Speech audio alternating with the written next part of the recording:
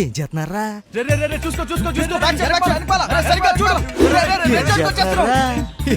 ఏం చేస్తున్నారా?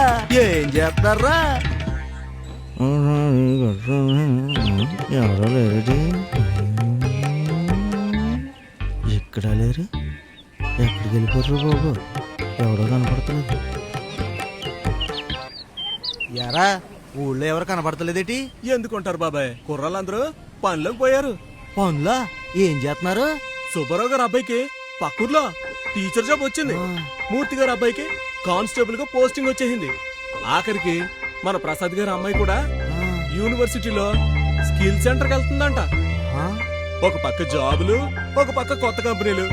పిల్లల్ని పట్టుకోవడం నీ వల్ల కాదులే తాత. ఏం చేస్తున్నావు తాత?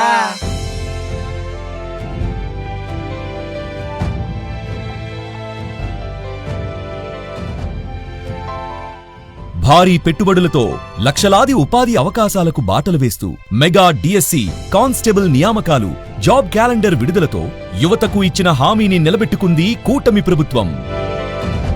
ఇదే ప్రజల 2 ఏళ్ల నమ్మకం, అభివృద్ధి, సంక్షేమం.